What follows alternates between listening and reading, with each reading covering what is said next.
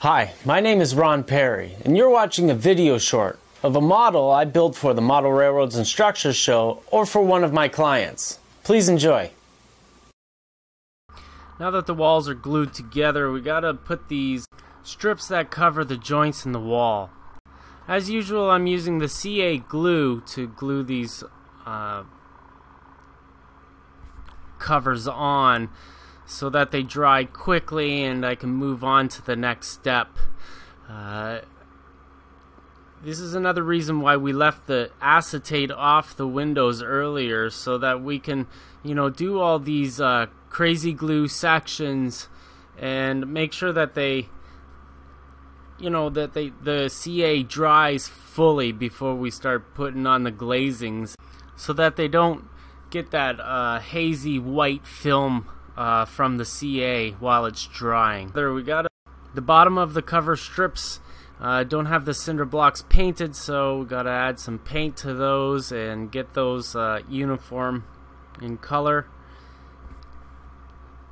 Again, I'm using a paint that I got from Lowe's. This is house paint. It's really thick stuff.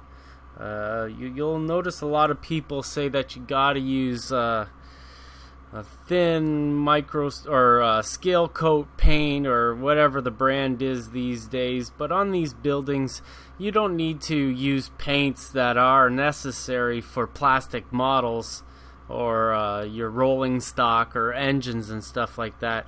On a wood model, this kind of paint works great. There's nothing. There's no problem at all with it. When it dries, all the profile of the etched lines and the brick and such are, they're safe. They're not going to be filled in by a thick paint like this. I'm just using acrylic home paint. I forget the brand. Does it really matter? It doesn't to me.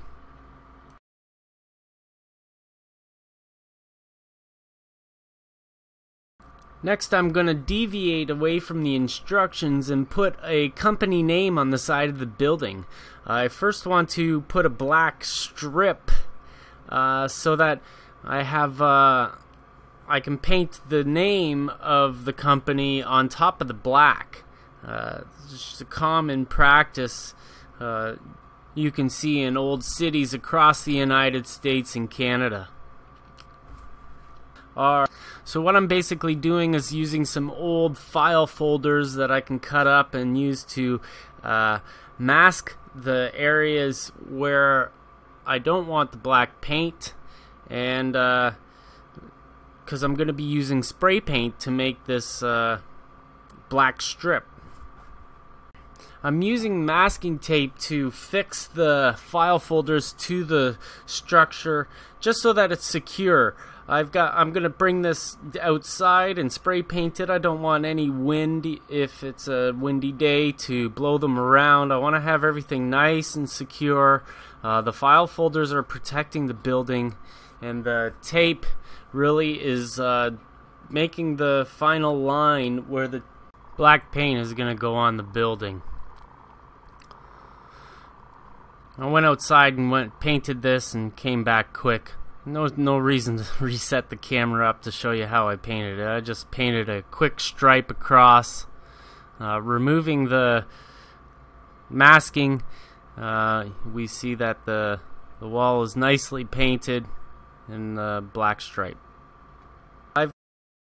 Now, if your paint ran underneath your tape and mucked up your wall a little bit, just have your oxide red paint and use a brush and touch it up on the brick wall. It'll fix up fine. Don't worry about the little things when these things happen. It's no big deal to come back and touch up the red brick. Very easy to touch up these black sections. So I model in the modern era, in 1990s to be specific, and many of our buildings and stuff like that are tagged with graffiti, and I want to put some graffiti decals on this kit. So I contacted a company called T2 Decals, my parent company being Moon Sugar Decals, and they're very easy to add. You stick them in some water, as you can see here. Wait till they curl up. What you want to do is you want to have the backing paper to get soaked in so that the water slips in between the decal paper and the paper sheet in behind. Once it curls up and then goes flat again, you'll see that it is very easy to slip the decals off of the paper itself. Once you have the decals unseated off the paper, you can use your favorite tool to hold down the decal on one side and then slip the paper out from behind it. I next use Walther's brand Solvaset decal setting solution, part number 904-470s, and that stuff it makes the decals sit into the etched grooves of the wall. After allowing the Solvaset to dry a little bit, I added another decal from the T2 decals. Next, I don't want to hand paint the name of the building on the sign. I want to have a nice little template to easily paint the lettering onto the building with the font that, an old font. So I'm going to use my Cricut to cut the lettering out of this file folder I have. I don't throw out anything, and these old file folders aren't going to be used for much anymore because everything's digital now these days. So the Cricut is basically a